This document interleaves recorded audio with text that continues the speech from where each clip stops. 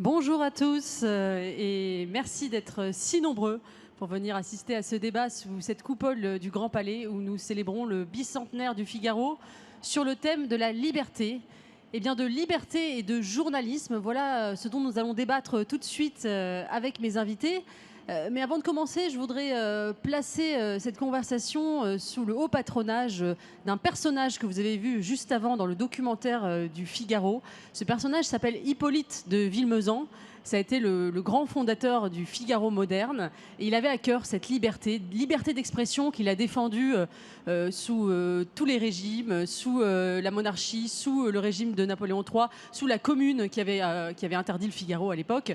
Et voilà ce qu'il disait sur le Figaro. Je vais vous citer cette phrase qui sera un bon début pour notre conversation. Il disait: ce que je veux avant tout, c'est que le Figaro soit une arène ouverte et libre, où, sans abdiquer leurs convictions personnelles, sans compromettre leur passé et leur avenir, puissent descendre et s'aborder courtoisement tous les écrivains de talent, partis de points de vue les plus divers.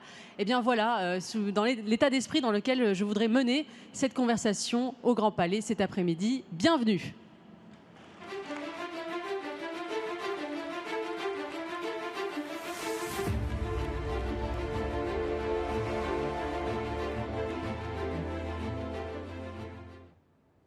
Bonjour à tous les deux, Natacha Polony, Mathieu Bock-Côté. Merci d'avoir accepté ce débat. Natacha Polony, vous avez été journaliste au Figaro pendant de nombreuses années. Vous avez été journaliste au service société. Il me semble que vous suivez les sujets d'éducation, sujets qui vous tiennent à cœur. Et vous avez ensuite tenu pendant 7 ans une chronique dans les pages débat du Figaro jusqu'à 2018 où vous êtes parti à Marianne pour diriger Marianne. Et aujourd'hui, vous ne dirigez plus Marianne, mais vous avez lancé un nouveau média, ce qui est courageux dans les temps que nous vivons. Un média écrit, en plus, une revue qui s'appelle L'Audace et que je recommande à tous nos téléspectateurs et à vous tous qui êtes présents sous cette coupole du Grand Palais. L'Audace, c'est une revue qui est donc papier, financée par ses lecteurs jusqu'à présent et qui rassemble des gens d'opinions diverses autour d'une démarche volontariste pour défendre la France et la République, des sujets que vous défendez avec constance depuis de nombreuses années. Merci d'être là. Merci à tous d'être présents. Merci. Mathieu Bock-Côté, je ne vous présente pas à nos lecteurs du Figaro qui vous connaissent et qui vous lisent, puisque vous avez pris la succession de Natacha Polony dans la chronique du samedi au Figaro. Et vous ravissez nos lecteurs par votre plume aiguisée. Et vous avez publié il y a très peu de temps, à l'automne dernier, un nouveau livre qui s'appelle Les deux Occidents, aux presses de la Cité, où vous abordez très largement la question de la liberté d'expression, de la liberté médiatique, qui, selon vous, est menacée, notamment en Europe. Alors, je voudrais commencer cette conversation par une question assez large. Je vais commencer peut-être par vous la poser à vous, Natacha. Vous qui êtes dans le paysage médiatique français depuis de nombreuses années, est-ce que vous avez l'impression qu'aujourd'hui, la liberté d'expression est plus large en France qu'auparavant? Est-ce qu'on peut débattre de davantage de choses, notamment dans le paysage médiatique? Je pense que cette question n'apporte pas une réponse lapidaire qui serait oui ou non. Ma première tentation est de vous répondre, bien sûr qu'il y a beaucoup plus de liberté. Quand j'ai commencé comme jeune journaliste en 2002, sur les questions d'éducation, il y avait des choses qu'on ne pouvait pas dire, qu'on ne pouvait pas écrire. J'ai commencé par enquêter, j'avais été enseignante, j'avais vu de l'intérieur le système éducatif et donc j'ai écrit des articles assez critiques sur l'état du système éducatif. J'interrogeais des professeurs qui commençaient à se rassembler dans des associations, sauver les lettres à l'époque. Et immédiatement, mes confrères m'ont expliqué qu'on n'avait pas le droit d'écrire ça, que le niveau baissait, que le niveau de maîtrise de la langue était inquiétant. On n'avait pas le droit d'écrire ça. Premièrement, parce que des sociologues brillants avaient écrit que le niveau montait. Et donc, il était réactionnaire de nier cela. Et deuxièmement, les professeurs que j'interrogeais n'étaient pas une source officielle. La source officielle qui disait la vérité, c'était la direction de l'évaluation et de la prospective du ministère de l'Éducation nationale qui expliquait, entre autres, que les années 1985 à 1995 constituaient les 10 glorieuses de l'éducation nationale parce que le nombre de bacheliers avait doublé. Donc c'est pour vous dire qu'à l'époque, on pouvait se sentir très seul quand on était journaliste. Et j'ai passé beaucoup de temps sur des plateaux de télévision véritablement très, très, très seule face aux autres intervenants. Cette chape de plomb qui existait à l'époque a sauté. Elle a sauté de façon extrêmement puissante, justement parce que c'était une chape de plomb violente. Et là, je parle des questions d'éducation, mais je pense que sur divers sujets, par exemple les sujets économiques, quand il s'agissait de se poser la question, par exemple, des limites du libre-échange, de la fameuse mondialisation heureuse dont on s'aperçoit aujourd'hui que c'était peut-être une illusion, bon, tout ça était assez compliqué et j'ai connu des journalistes économiques qui ont été licenciés. Alors non pas officiellement pour ce qu'ils écrivaient, mais comme ils avaient malencontreusement défendu des choses aussi absurdes que le protectionnisme ou des choses comme ça, quand il s'est agi de licencier, ils étaient les premiers sur la liste. Voilà. C'est comme ça que ça se passait. Ce moment-là, justement, a trouvé ses limites, puisqu'aujourd'hui, il y a au contraire une diversité dans le paysage politique. Dans le paysage médiatique, pardon, mais c'est lié. Le problème, me semble-t-il, c'est que la violence de cette bien-pensance, pour reprendre les termes, par exemple, qu'utilisait Jean-François Kahn, cette pensée unique journalistique, cette violence a engendré des réactions qui peuvent parfois être des réactions de radicalisation. Et ce qu'on voit aujourd'hui, c'est une fracture dans le monde médiatique. C'est-à-dire que le pluralisme existe, mais il n'existe plus au sein des rédactions elles-mêmes. Vous avez dans les médias, et c'est une nouveauté pour les médias audiovisuels, des lignes éditoriales différentes, de telle sorte que la question qui se pose, c'est formons-nous encore une communauté politique quand nous avons des citoyens qui vivent dans des réalités parallèles. Donc je pense que c'est cela la question qui se pose, et derrière, on ne peut pas poser, je termine là et je laisse la parole à Mathieu, mais on ne peut pas poser la question aujourd'hui de la liberté d'expression sans s'interroger sur ce qui se passe sur les réseaux sociaux, qui sont le moyen d'information désormais majoritaire pour les plus jeunes. On va reparler des réseaux sociaux, bien évidemment. Mathieu Bocoté, est-ce que vous êtes d'accord avec ce constat? Est-ce qu'on n'est quand même pas un peu plus libre aujourd'hui qu'on a été à la grande époque de la pensée unique? Alors, oui et non.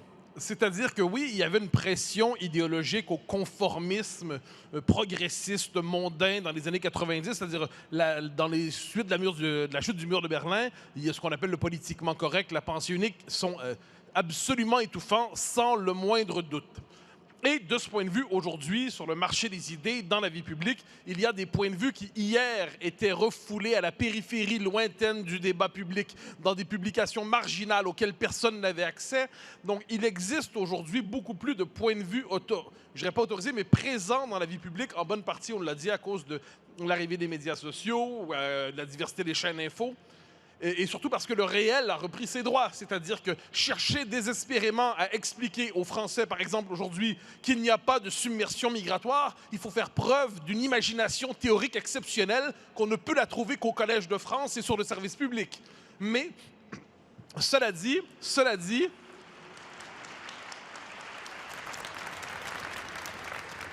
il y a une diversité de points de vue qui existe, mais au même moment, on assiste à la multiplication des lois répressives en Europe occidentale pour interdire deux choses.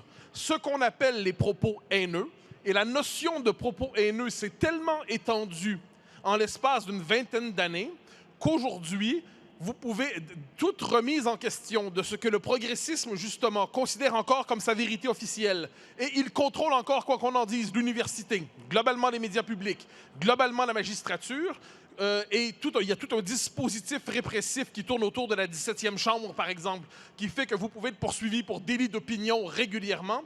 Eh bien, il y a aujourd'hui la possibilité d'être poursuivi pour délit d'opinion un peu partout en Europe occidentale. C'est original. Et ensuite, la fameuse question de la désinformation.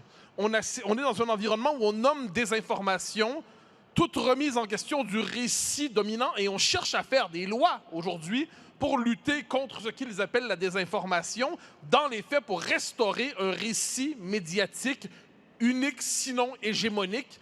Et de ce point de vue, je pense que sur le plan juridique, sur le plan administratif, la liberté d'expression est en bien plus mauvais état aujourd'hui qu'il y a 30 ans. Donc, on en a gagné en quelque sorte sociologiquement, mais on en a beaucoup perdu juridiquement. Et moi, je ne suis pas de ceux qui négligent la censure qui vient du haut. C'était la mode ces dernières années de dire « je m'inquiète de la censure qui vient du bas ». Oui, très bien, mais je m'inquiète beaucoup, moi, de la censure de l'État. Et l'État est un État censeur aujourd'hui partout en Occident.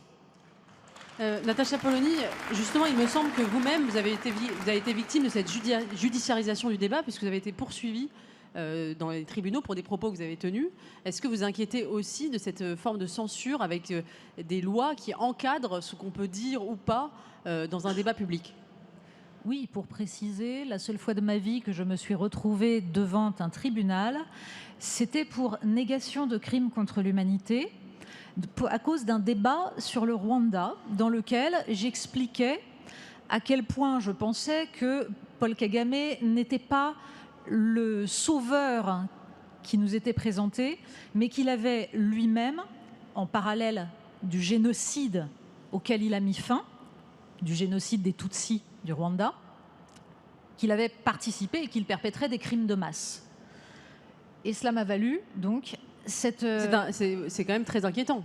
Alors, je vais vous dire une chose, la justice française est immense, parce que ce qui s'est dit pendant ces 2 jours d'audience était d'une qualité de réflexion, de connaissance historique que, hélas, vous ne trouvez pas dans les médias puisque ça n'est pas retransmis. Mais c'est pour vous dire que, bien sûr, qu'il y a une pression qui est organisée par des associations, en l'occurrence des associations qui se battaient pour défendre Paul Kagame et son pouvoir, qui est un pouvoir dictatorial.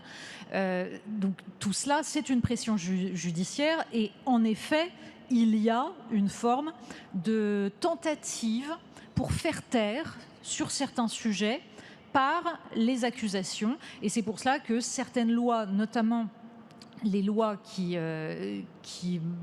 judiciarisent l'histoire, sont toujours problématiques.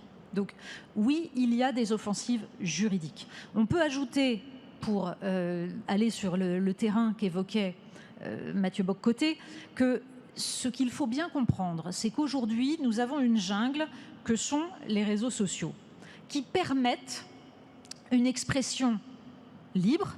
Les réseaux sociaux étant de culture américaine, sont fondés sur 2 éléments qui sont constitutifs de la société américaine.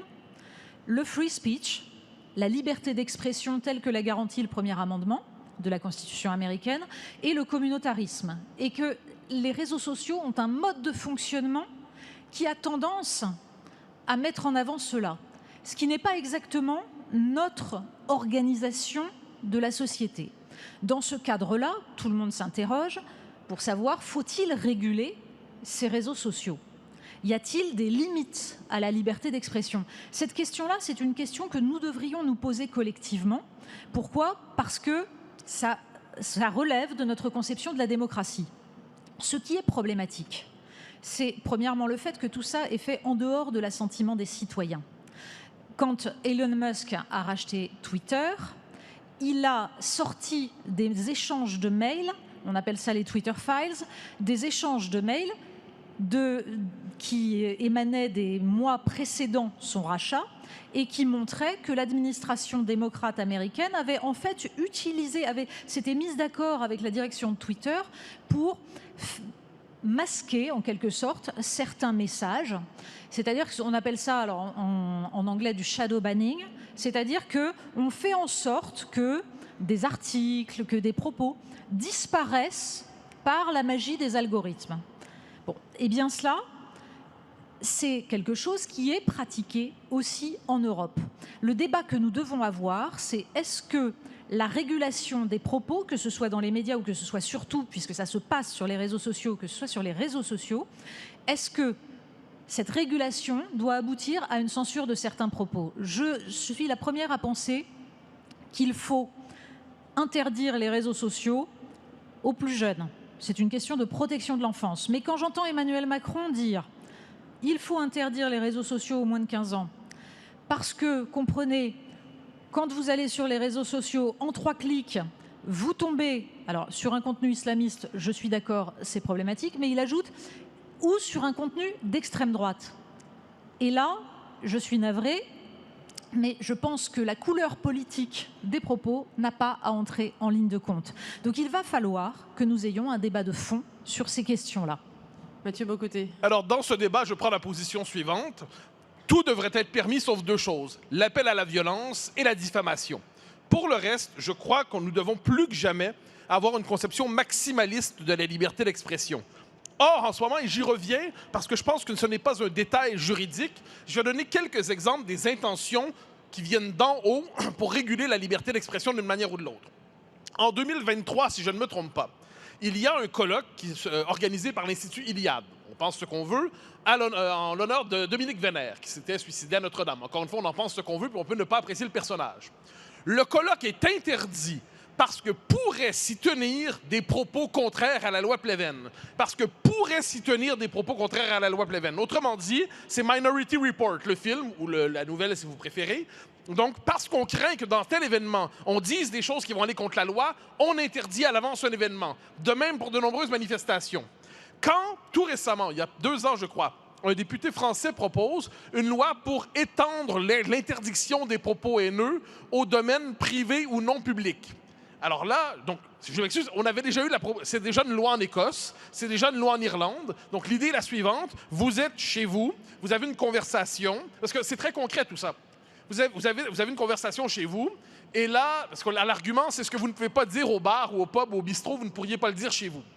Donc en Écosse, eh bien, il y avait cette idée qu'il fallait dénoncer aux autorités les propos haineux tenus à la maison. Alors moi, je m'inquiète de ça. J'ai donc finalement, c'est le contrôle de la conversation sur l'oreiller. Je m'inquiète de ça publiquement. Je dis, avec ça aussi, c'est l'appel à la délation. Parce qu'objectivement, imaginez le scénario. Vous êtes père de famille ou mère de famille, vous recevez vos enfants chez vous, et là, votre garçon ou votre fille fréquente un militant LFI radicalisé. Inévitablement, ce type-là voit du racisme partout. Donc, qu'est-ce qui se trouve? Eh bien, tôt ou tard, il va vouloir vous dénoncer pour propos haineux tenus à la table quand vous allez confesser que, franchement, il y a peut-être un peu trop d'immigration. Donc là, qu'est-ce que ça veut dire? C'est la valorisation de la délation. Parce qu'il ne peut y avoir de surveillance des propos haineux tenus dans le privé qu'avec la délation. Vous me direz, tout ça est très étranger, c'est pas français. Pas du tout. Exemple français. Un député français propose donc, je l'ai dit, d'étendre l'interdiction des propos haineux au domaine privé. Alors, comme on dirait en bon québécois, je pète un plomb, je fais une chronique dans le Figaro pour dénoncer ça, j'en parle sur CNews, et ce monsieur me téléphone, très inquiet, en disant « Monsieur, c'est faux, je ne veux pas réguler les conversations sur l'oreiller. » Je dis « Bon, d'accord, l'oreiller, vous me laissez là. » Mais, à la maison, il dit « Bon, c'est plus compliqué, mais surtout, ce qui m'inquiète, c'est la table à café. Pas la machine à café. » Je dis « Ah bon? » Il me dit « Oui, que faites-vous des propos antisémites qu'on pourrait tenir à la machine à café en entreprise? » Je dis « D'accord, je les condamne, la question n'est pas là, mais je vais aller un peu plus loin. Pour vous, cher monsieur le député, la théorie du grand remplacement, hein, c'est une théorie conspirationniste et raciste d'extrême droite. » Il dit « Oui, mais si quelqu'un dit « Il y a un grand remplacement à la machine à café, c'est un propos haineux tenu en privé, est-ce qu'on devrait le dénoncer? » Et plutôt que de me répondre « Mais vous êtes fou, je ne pensais pas à ça », il me dit « C'est une bonne question. » Eh bien, moi, que dans la tête des législateurs français d'extrême centre, on ait aujourd'hui cette idée qu'il est légitime de réguler les conversations comme celle-là.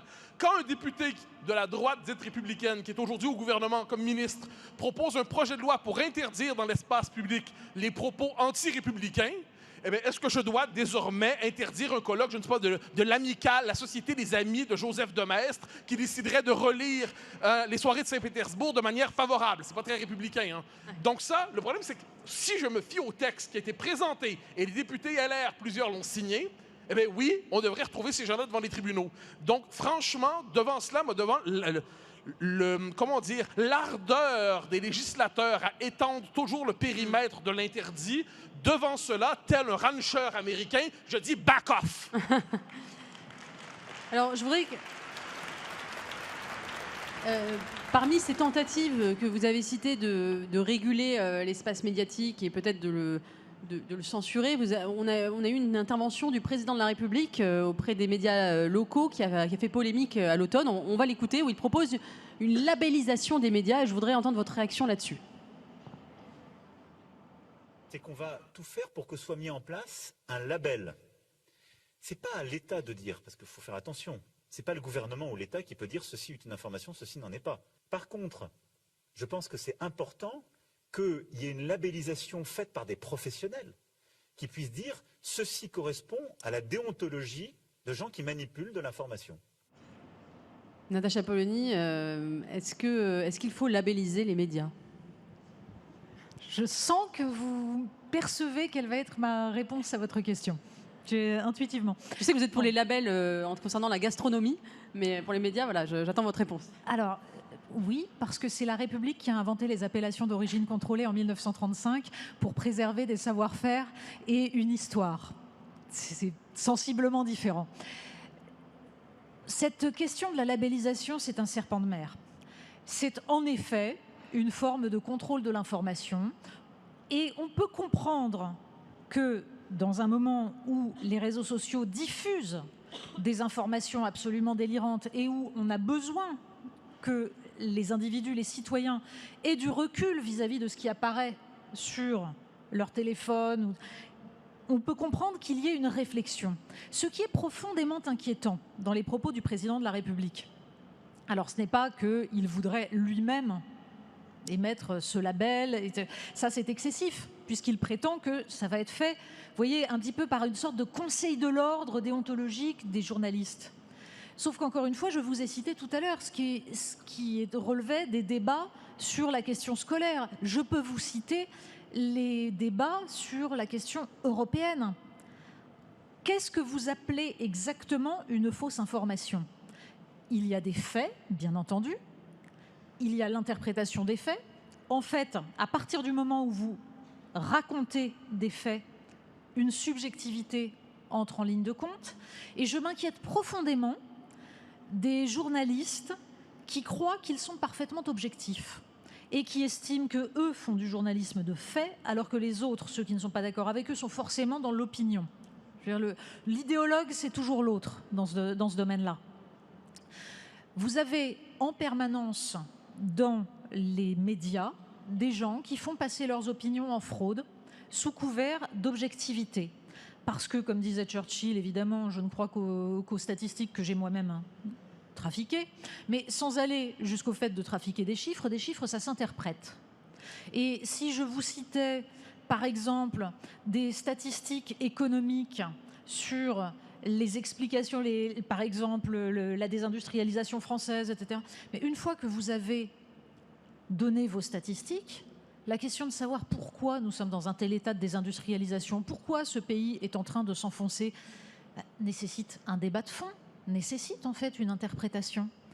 La labellisation des médias consiste à dire, dans certains domaines, il n'y a qu'une seule interprétation possible. Dans certains domaines, vous ne pouvez pas aller explorer. C'est vrai, par exemple, de toutes les questions qui concernent, je ne sais pas moi, allez, quand j'ai des souvenirs, je pourrais vous citer des souvenirs des débats que nous avions autour de la Syrie, ce qui se passait à Alep. Quand vous n'avez aucun journaliste qui est capable de savoir ce qui se passe à Alep, parce qu'il n'y a pas de journaliste présent. Quand vous avez des gens qui s'interrogent pour dire est-ce que réellement les rebelles qui sont dans Alep sont des gentils démocrates ou est-ce que ce sont des islamistes? À l'époque, je vous rappelle, il était de bon ton de dire que c'était tous des gentils démocrates qui étaient en train de se faire écraser par Bachar el-Assad. Hélas, c'était des islamistes. Mais sur le moment, si vous commenciez à remettre en cause ce dogme-là, vous étiez forcément un soutien de Bachar el-Assad. Et ce que je vous dis sur les théâtres de guerre où il n'y a pas d'information est vrai dans d'autres domaines. Pendant le Covid, où certaines informations, par exemple sur l'origine du Covid, ont été déclarées comme des théories du complot. Il était totalement interdit de se dire que peut-être éventuellement on pouvait s'interroger sur le fait que c'était pas forcément le pangolin. Mais que la présence d'un laboratoire à Wuhan laissait penser que ça pouvait venir de là. Vous qui avez censuré ces théories, ils sont revenus ensuite. Donc, tout cela pour dire une chose. Premièrement, la labellisation par des journalistes n'est pas plus sécurisée que par un pouvoir politique, parce que ces journalistes incarnent eux-mêmes une vision du monde et une subjectivité. Deuxième point, et là je pense que je rejoins Mathieu sur le fait qu'il faut garantir la possibilité de tout dire en dehors de l'appel à la haine. En revanche, c'est trop court. On ne peut pas se contenter de dire ça et considérer que ce qui est en train de se passer sur les réseaux sociaux et qui a une influence absolument gigantesque sur nos débats politiques est acceptable. C'est-à-dire qu'en effet, il faut une liberté, mais la liberté, c'est un processus. La liberté, ça s'appuie sur l'éducation, sur une exigence intellectuelle qui doit être donnée dès le plus jeune âge. C'est pour ça que garantir la liberté dans une société où on détruit l'éducation, où on détruit la culture, ça ne peut pas marcher et ça va aboutir à des catastrophes.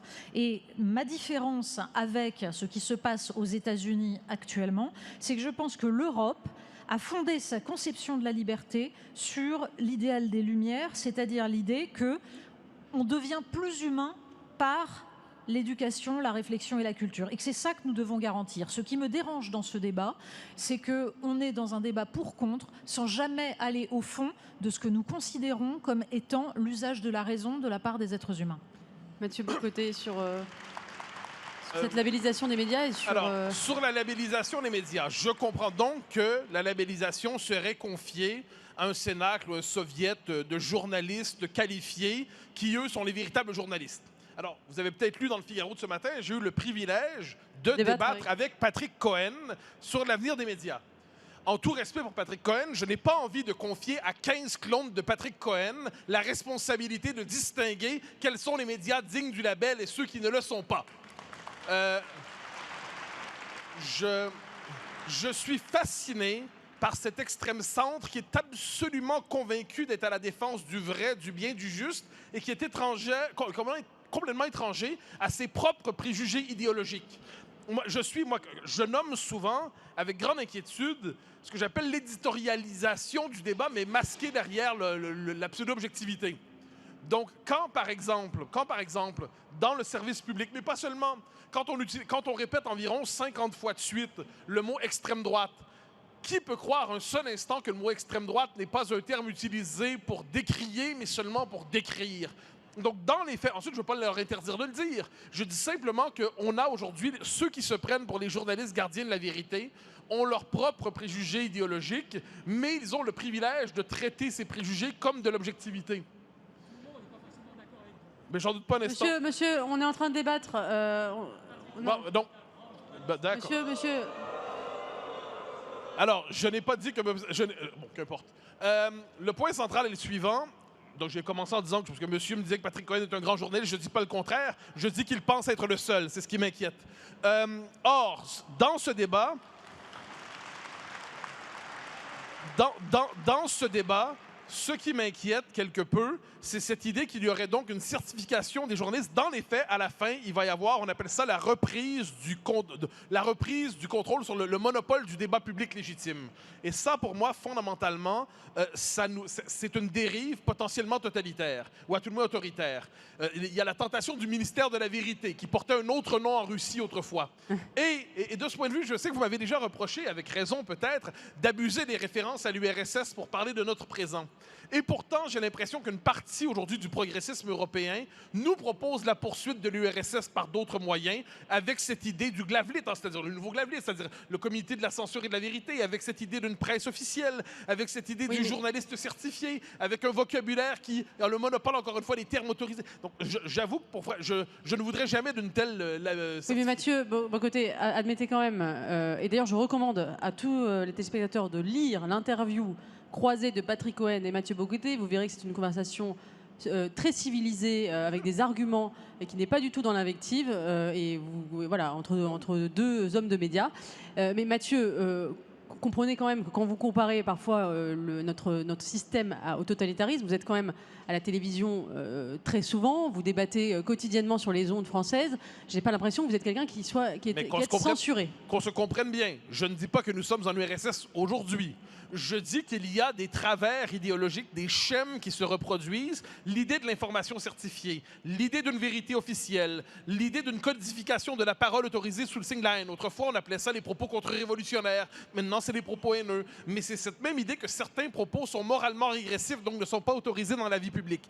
Je considère que tout ça, nos démocraties libérales sont de moins en moins libérales. En fait, je critique aujourd'hui de l'extrême centre son illibéralisme inconscient. Par ailleurs, je me permettrais de dire, je pense que on peut être très sévère envers les Américains, mais si je peux me permettre, le pays qui a accouché d'Harvard, qui a accouché de Stanford, qui a accouché de l'Ivy League, qui a accouché n'est pas hostile à l'idée d'un approfondissement de la culture par la liberté. Je veux dire, cette idée d'Américains qui seraient finalement, Dieu sait que j'ai des réserves sur l'actuel président, mais l'idée que les Américains seraient étrangers à l'idéalisme des Lumières est factuellement faux. Je pense qu'on peut le dire. Et par ailleurs, il y a quelquefois, il faut dire, plus de bon sens dans un homme ordinaire qui n'est pas familier avec les grands textes qu'avec un intellectuel qui, par exemple, dans les années 70, connaissait Althusser par cœur. Allez, c'est le thème du livre de Samuel Fitoussi, et pourquoi les intellectuels se trompent. Natacha Polony, vous vouliez réagir sur, oui, sur plusieurs choses. La censure, le totalitarisme. C'est une interprétation assez étonnante que de croire que j'ai fait l'éloge des intellectuels. Ce n'est pas de ça dont je parle. Je parle de l'école. Le projet de l'école républicaine, tel qu'il apparaît en 1791 sous la plume de Condorcet, c'est-à-dire l'idée que la puissance publique doit l'instruction au peuple, parce que c'est la condition même de la démocratie, parce que sinon la démocratie, c'est la tyrannie des imbéciles.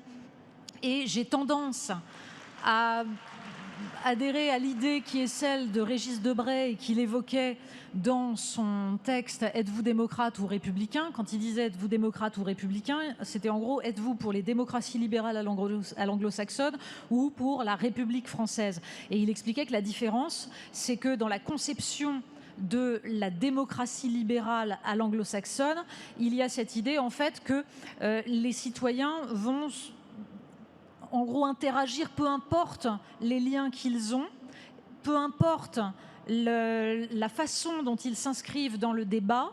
Et donc une démocratie libérale peut très bien se satisfaire de gens qui ne sont pas éduqués. La République, ça ne fonctionne pas comme ça. Si on veut que les citoyens entrent dans le débat public, s'investissent parce que c'est la chose publique, alors il y faut une éducation. Et Régis Debray avait cette phrase magnifique: la démocratie, c'est ce qu'il reste de la République quand on a éteint les lumières. Et simplement, j'ai pas cru comprendre que j'étais contre l'éducation. Si oui, il faut m'avertir. Alors, deuxième débat sur République, démocratie ou sur l'école. Voilà. Restons sur la liberté d'expression. Je reste sur les médias parce que la liberté que vous défendez, elle est absolument nécessaire, mais elle doit s'appuyer sur cette capacité justement à débattre, sur cette capacité à discuter avec celui avec lequel on n'est pas d'accord. Et il me semble que le phénomène frappant aujourd'hui, ce n'est pas seulement la tentation de censure, non seulement de l'extrême centre, de toute une part de la gauche morale, etc. Et il est vrai qu'actuellement, cette tentation de la censure s'est déplacée de ce côté-là de l'échiquier, encore que vous avez une tentation de la censure de l'autre côté de l'échiquier politique, qui est en train de monter de façon assez inquiétante également, avec des hauts cris dès qu'une idée ne correspond pas là non plus à ce qu'on peut croire. Et ce qui m'inquiète, moi, c'est l'incapacité à débattre normalement, à pratiquer ce qu'on appelle le conflit civilisé. Quand je disais tout à l'heure qu'on a un paysage médiatique qui est totalement fragmenté, c'est ça le phénomène nouveau. Quand vous avez des chaînes d'information continue, le principe de la chaîne d'information continue, c'est que ça doit être un média généraliste, c'est-à-dire un média qui vous donne une idée du monde tel qu'il est, avec, on va dire, le plus d'honnêteté intellectuelle possible, et on essaye de parler du plus de choses possibles. La structure économique des chaînes d'information continue, autant que leur évolution idéologique, fait que maintenant vous avez des chaînes de niche. C'est-à-dire que chacune a trouvé son public et parle des sujets qui l'intéressent de façon monothématique. Et quand je disais tout à l'heure que vous avez donc des gens qui vivent dans des réalités parallèles, c'est-à-dire que pour eux, le monde n'est pas le même, il ne se déroule pas de la même manière. Et donc vous avez des chaînes sur lesquelles on va discuter le plus souvent entre gens qui sont d'accord, à de rares exceptions, etc. Et vous avez évidemment sur chaque chaîne des gens qui vont apporter une forme de contradiction, mais globalement, la description du réel est totalement univoque. Et moi, c'est cela qui m'inquiète. Parce qu'il n'y a pas de démocratie sans la possibilité de débattre, d'entendre un discours avec lequel on n'est pas d'accord. La radicalisation, elle n'est pas le fait d'un camp politique. Là, elle est en train de monter de tous les côtés. Je voudrais, on a parlé de la liberté, mais je voudrais qu'on parle aussi de la responsabilité. Alors c'est vrai que la labellisation des médias et probablement aboutirait à une forme de censure. Mais je voudrais vous citer un extrait du discours de Solzhenitsyn, le discours d'Harvard, le déclin du courage, où il parle de la presse. Il est très sévère contre la presse. Il dit, les médias, il dit la presse jouit de la plus grande liberté. Mais pour quel usage ? Quelle responsabilité s'exerce sur le journaliste ou sur son journal à l'encontre de son lectorat ou de l'histoire ? S'ils ont trompé l'opinion publique en divulguant des informations erronées ou de fausses conclusions, et si même ils ont contribué à ce que des fautes soient commises au plus haut degré de l'État, avons-nous le souvenir d'un seul cas où le dit journaliste ou le dit journal ait exprimé quelques regrets ? Non, bien sûr, cela porterait préjudice aux ventes. De telles erreurs peuvent bien découler le pire pour une nation. Le journaliste s'en tirera toujours. Et ça pose la question, est-ce qu'effectivement, il n'y a pas une forme d'irresponsabilité médiatique ? On a vu des médias qui effectivement sont beaucoup trompés ces dernières années et qui finalement n'ont jamais fait de mea culpa. Et aujourd'hui, peut-être que la défiance qu'on a envers les médias traditionnels vient aussi de ça. Ah, mais je suis d'accord. Non seulement les médias traditionnels se sont trompés, mais ils ont trompé. Et c'est un peu ça le problème. Moi, je vais vous donner, j'appelle ça jurisprudence Joe Biden. Nous avons tous été témoins pendant 2-3 ans, si ce n'est davantage, nous avons été témoins du basculement triste d'un homme dans la démence en direct. Nous étions devant un homme qui se transformait devant nous en espèce de momie brejnevienne, devant tous, et on avait un système médiatique qui nous disait en direct, contre ce qu'on voyait, c'est faux. Il n'a jamais été aussi habile mentalement. Alors que la Maison-Blanche mente. Ça va, le politique et le mensonge, ça va ensemble souvent. Donc, sharp as a tack, comme disait son attaché de presse. Mais quand des journalistes, je crois savoir sur certains plateaux, on disait, mais franchement, il est d'une vitalité intellectuelle remarquable, tout ça. Ce n'était pas dans les bas-fonds de Twitter.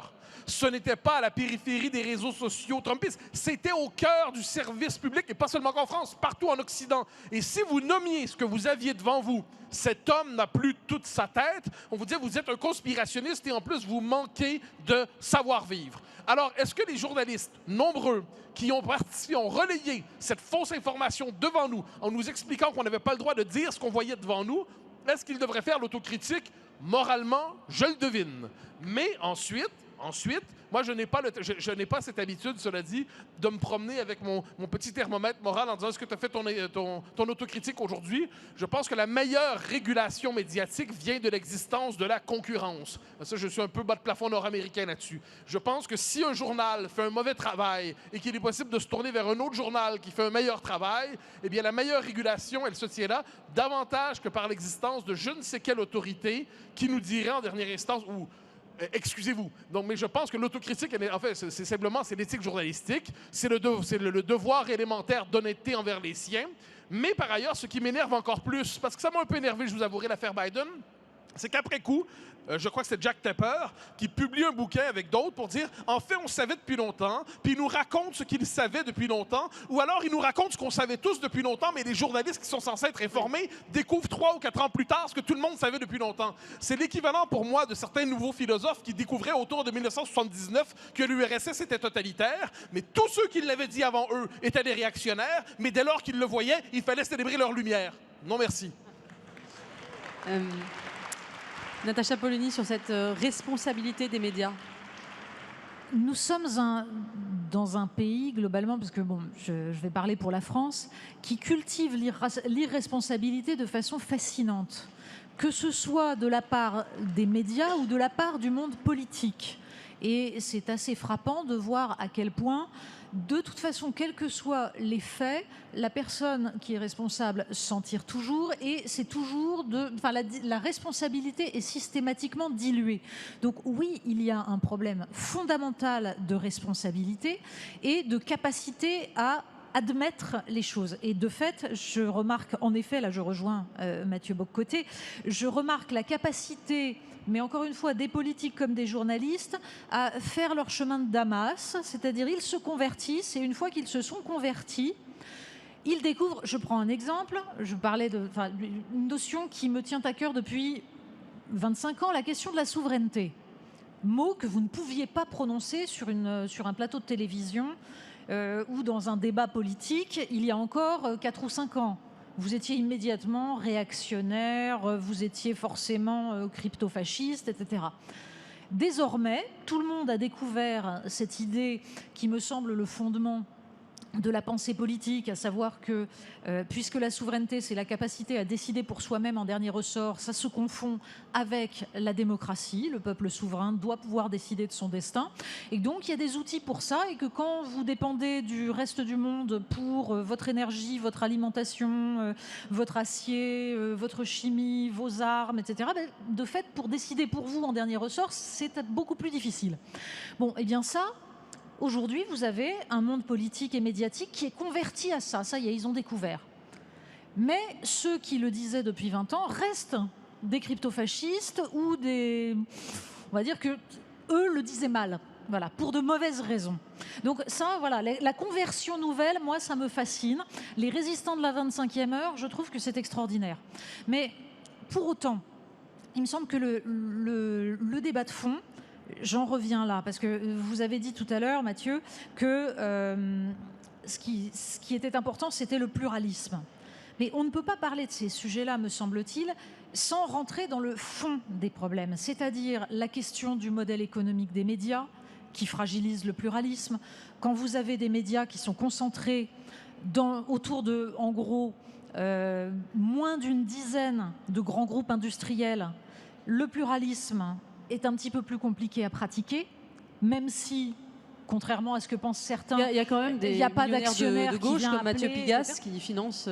Vous avez des millionnaires de gauche comme Mathieu Pigasse qui financent des médias très à gauche. Mais justement, ce que vous ne comprenez... Enfin, mon problème n'est pas de dire il y a un camp du bien et un camp du mal. Ce qui me dérange d'ailleurs dans ce débat-là, c'est qu'en effet, vous avez du côté de la gauche souvent l'idée qu'il y a des bons milliardaires et des mauvais milliardaires. C'est-à-dire que Mathieu Pigasse qui vient dire « je vais utiliser les médias que je possède pour défendre les idées qui sont les miennes », ça c'est convenable. Mais en revanche, vous en avez d'autres où là, c'est pas convenable parce qu'ils défendent les mauvaises idées. Moi, ce qui me dérange, c'est quand un actionnaire dicte sa ligne éditoriale à une entreprise de presse et à un média. Ça, c'est déjà un problème. Quand ensuite, des médias ne vivent pas de leurs lecteurs, de leur public, et du coup sont dépendants totalement, par exemple, des annonceurs. Parce que ça aussi, c'est une question qui empêche véritablement le travail journalistique de qualité. Alors, on peut considérer que c'est pas grave. On va supprimer les enquêtes journalistiques parce que ça coûte cher. Et en effet, on aura un modèle médiatique où il n'y aura plus que de l'opinion, des éditorialistes qui discutent sur des plateaux télé, parce que ça coûte pas cher à produire. On peut décider ça. Mais c'est plus exactement le journalisme dont on parle. Donc le problème de la régulation, de la responsabilité, très bien. Mais la question, c'est est-ce qu'on veut que dans 10 ans, dans 15 ans, il existe du journalisme, c'est-à-dire de l'information qui nous permette à nous, citoyens, de nous faire une idée du monde dans lequel nous sommes et des grands mouvements de fond. J'ai quand même l'impression qu'il y a des modèles journalistiques qui ont trouvé un financement. Par exemple, Mediapart fonctionne très bien, ils font des enquêtes. Parce qu'ils ont été les premiers et parce qu'il y a une niche idéologique. C'est très particulier. On n'a pas beaucoup de temps, le débat va bientôt se terminer, mais je voudrais quand même un mot parce qu'il y a une commission d'enquête sur le service public qui a fait beaucoup parler en décembre dernier, où effectivement on a révélé certains manquements au pluralisme du service public. Très vite, je voudrais avoir votre avis. Est-ce que selon vous, le service public aujourd'hui n'est pas représentatif du pluralisme politique des Français? Et est-ce qu'il faut, oui ou non, selon vous, le privatiser? Ce qui est certain, c'est qu'il s'agit d'un service public militant.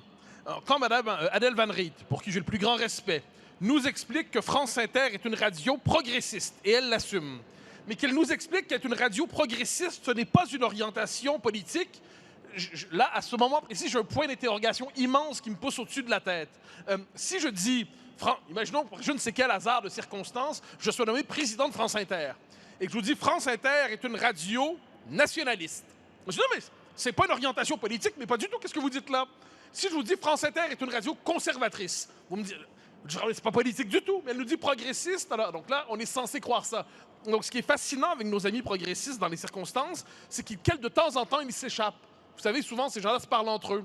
Donc, ils s'échappent et ils disent, oui, bien sûr, on est progressiste. Mais quand on leur fait remarquer que c'est une orientation idéologique et philosophique qui institutionnalisent une idéologie à même les fonds publics, ils prétendent soudainement ne plus avoir dit ce qu'ils ont dit. Et ils nous proposent une forme de savante interprétation quasiment théologique pour nous dire ce qu'ils voulaient vraiment dire en nous disant le contraire de ce qu'ils ont dit. Bon, donc de ce point de vue, je pense que le service public, mais ce n'est pas que français.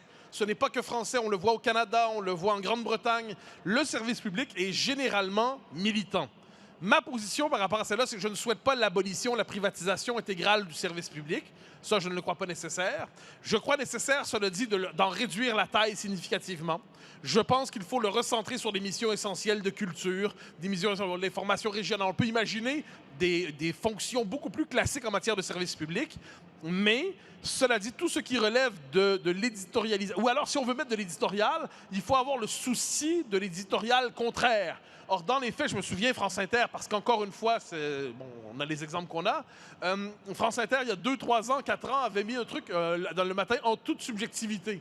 Donc, globalement, on comprend que la ligne de la chaîne, c'est l'objectivité. Mais là, ils invitaient 2 conservateurs, semi-conservateurs de temps en temps pour jouer le rôle du jeton réactionnaire. Donc, bon, on finit par comprendre. Oui, je sais bien. Donc, on comprend le jeu. Donc, et de ce point de vue, cette commission me semble absolument nécessaire parce qu'elle dévoile un pouvoir immense, avec par ailleurs de la gabegie, si je peux me permettre, avec un détournement, pas au sens mafieux, mais avec une utilisation abusive de fonds publics au service de certains intérêts privés. Et je ne pense pas que c'est la vocation du Français ordinaire, qui est déjà pressurisé sur le mode du citron fiscal, de devoir en plus financer à grands frais ceux qui cherchent à le rééduquer. Natacha Polony, vous qui officiez chaque semaine sur le service public et sur France Inter, je crois, qu'est-ce que vous pensez de ce débat sur le service public ? Quand je dirigeais Marianne, nous avions publié un sondage sur ce que les gens lisent comme journaux, ce qu'ils écoutent comme radio, ce qu'ils regardent comme télévision, en fonction de ce qu'ils avaient voté à l'élection présidentielle de 2022. France Inter avait un prisme d'auditoire qui allait d'Emmanuel Macron à Jean-Luc Mélenchon. Le reste était absent. Ce qui est un problème pour un service public de l'audiovisuel. Donc ce serait une folie de la part de ceux qui gèrent ce service public de ne pas se poser la question, de ne pas assumer le fait qu'il y a un réel problème à ce qu'une moitié des citoyens français ne se sentent absolument pas représentés par la radio et la télévision qui sont censés leur appartenir.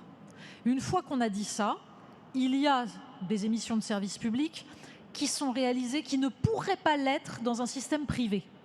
Il y a certains types d'émissions de recherche qui, en plus, ne sont absolument pas idéologisées. Ça dépend, évidemment.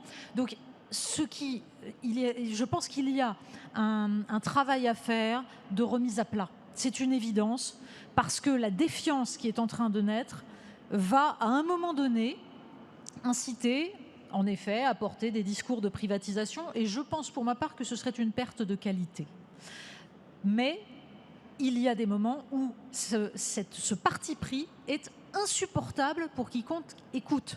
Horripilant. Simplement, je pense que la question à se poser, c'est à quoi doit servir un service public de l'audiovisuel ? C'est-à-dire quel type de contenu, en effet, doivent être produits ? Pourquoi faire ? Qu'est-ce que ça apporte ? Comment ça irrigue le territoire ? Comment ça permet de produire des choses ? Par exemple, les podcasts, vous n'avez que Radio France qui a les moyens de produire autant de podcasts historiques, de choses comme ça, parce que tout simplement, ça ne rapporte rien. Et que c'est pourtant intéressant. Donc il y a un travail à faire. Mais pourquoi on en arrive à un tel degré de défiance et pourquoi vous avez autant de citoyens qui en ont ras-le-bol de cette situation où ils ont l'impression de ne pas se reconnaître ? Parce qu'en effet, ça fait des années et des années que vous avez des journalistes, certains journalistes, qui considèrent que leur rôle, c'est d'être directeur de conscience. C'est d'être des curés, c'est de dire aux gens ce qu'ils doivent penser, quel est le bien, quel est le mal. Souvenez-vous du débat sur le référendum sur le traité constitutionnel de 2005, qui a été le moment de fracture entre les journalistes et les citoyens. Tout simplement parce que quand vous avez 95% des médias qui font campagne pour le oui, alors que 54,5% des Français votent non, ça pose problème. Eh bien, cette fracture-là, elle s'est amplifiée. Elle a incité certains à aller chercher sur les réseaux sociaux ce qu'ils ne trouvaient pas dans les médias, enfin d'abord sur Internet et aujourd'hui sur les réseaux sociaux, ce qu'ils ne trouvaient pas. Donc Ce désamour, c'est de la faute des journalistes eux-mêmes, c'est de la faute du monde médiatique. Mais on ne réglera pas le problème en construisant des bastions où on va fracturer la communauté nationale. On réglera le problème avec un recul de la part des journalistes pour qu'enfin ils comprennent que s'ils sont la profession la plus détestée, je dirais même en dessous des politiques, ben, ils ont une part de responsabilité là-dedans. Écoutez, merci Natacha. Je voudrais, on est là pour célébrer le bicentenaire du Figaro. Le Figaro est avant tout un journal écrit avec la presse écrite, bien, même si nous faisons désormais une télévision, si nous sommes sur les réseaux sociaux, si nous faisons aussi des podcasts, nous sommes avant tout un journal de presse écrite. Et il me semble que la presse écrite tient un rôle particulier dans l'organisation du débat public et peut-être dans la défense de la liberté d'expression. Et je voudrais, pour terminer, il nous reste 4 minutes, donc peut-être 1 minute et demie chacun. Est-ce que vous pensez que l'écrit, la plume, joue un rôle particulier dans la défense de la liberté d'expression? Est-ce que vous pensez qu'elle a encore un avenir? Ah, mais j'en suis absolument, mais absolument convaincu. D'autant, je dirais, dans un journal comme Le Figaro, où quand on a le privilège d'y avoir une chronique, et on a eu tous les deux, en fait, je pense que chaque page, surtout à tout le monde en chronique, on l'écrit en ayant l'idée que c'est probablement la page d'un livre. Donc, il y a la possibilité d'avoir une réflexion infiniment plus précise, il y a la possibilité d'avoir une réflexion plus approfondie, quoi qu'on en dise. Moi, j'ai l'habitude de dire que ce que je dis à la télévision, je dois d'abord d'avoir écrit quelque part pour avoir formé ma pensée. Et j'essaie de ne jamais former directement ma pensée immédiatement pour la télé, qui évidemment est un autre type de média, qui relève soit de la vulgarisation, soit de la diffusion plus grand public. Donc évidemment que l'écrit est fondamental, mais au-delà même d'un journal comme Le Figaro, je pense que des revues comme l'Audace, comme d'autres, comme Commentaires, comme d'autres revues sont absolument essentielles. Ce sont des revues qui se mettent un peu à l'écart de l'espace public mainstream, mais où se produit une réflexion en profondeur pour penser non pas l'événement, mais l'époque. Et ça, de ce point de vue, ça me semble absolument fondamental. Natacha Polony, on est passé quand même de, comme le dit Régis Debray, de la graphosphère à la vidéosphère. Et peut-être que maintenant on est dans la numérosphère, c'est-à-dire une sphère où le numérique, les images, les extraits se diffusent. Est-ce que la graphosphère, le monde de l'écrit, peut survivre? Oui, parce que c'est un principe de responsabilité. En effet, j'insistais sur ce point-là, mais c'est fondamental. Ce qui est écrit, vous en êtes responsable. Tout ce qui est écrit dans la revue L'Audace implique que le lecteur qui aura gardé cette revue dans sa librairie, dans sa bibliothèque, pourra se replonger dedans dans 5 ans, dans 10 ans. Donc, celui qui écrit se doit de penser à cela. Et ce code en fait, de confiance entre celui qui écrit, celui qui produit et celui qui lit permet une qualité de pensée, d'information bien plus grande que tout ce qui peut être prononcé et qui finalement s'efface. Et le problème, c'est qu'Internet, c'est l'illusion du fait que ça reste. En effet, on peut toujours y revenir, mais le flux est tellement immense qu'en fait, on n'y retourne jamais. Donc, l'écrit a cet avantage. Accessoirement, après, on pourrait parler de l'importance, tout simplement, de faire vivre, de produire, de faire vivre partout les territoires français. Et une revue écrite, ça met en œuvre bien des imprimeurs, ensuite des distributeurs, des maisons de la presse, des libraires. C'est-à-dire que partout, vous participez à cette vie économique plutôt que de faire vivre Google, par exemple, ou ChatGPT. Ça me semble plus intéressant. Un dernier mot pour conclure, Mathieu? Oui, non, en fait, simplement dire de la responsabilité des journalistes qui eux-mêmes doivent faire quelque chose d'essentiel. Je vous raconte une anecdote québécoise en un instant. J'ai une personne que je connais à Montréal qui est chroniqueuse et à un moment donné, il lui manquait le temps de faire sa chronique. Donc, elle demande à Grok ou à ChatGPT d'écrire sa chronique à sa place dans son propre style. Le papier sort, je regarde ça, elle me dit « Oui, j'ai fait quelques améliorations, mais ça me ressemblait. » À ce moment précis, j'ai eu envie de me flinguer. À ce moment précis, je me suis dit qu'on était devant une catastrophe de l'intelligence, mais paradoxalement, devant cela, il va y avoir un devoir, je crois, littéraire dans le journalisme qui va revenir. Quoi qu'on en dise, l'écriture a toujours flirte d'une manière ou de l'autre avec la littérature, et je pense que pour ne pas se faire groquiser ou chat-GPTiser, le journalisme devra renouer un peu avec l'idéal de ce qu'était la littérature, et de ce point de vue, c'est heureux de le dire au Figaro. Ben, merci beaucoup. Je vais terminer par une citation justement de Villemezan sur Le Figaro. « L'enfant de Beaumarchais n'est pas né pour mourir, il porte avec lui la tradition de cet esprit souple et vif qui, sous tous les régimes, tantôt triomphant et épanoui au soleil, tantôt persécuté et proscrit, a prévalu contre la calomnie de Basile. » Alors j'espère que cet esprit soufflera encore longtemps. Merci à vous pour ce débat absolument passionnant et merci à vous, cher public.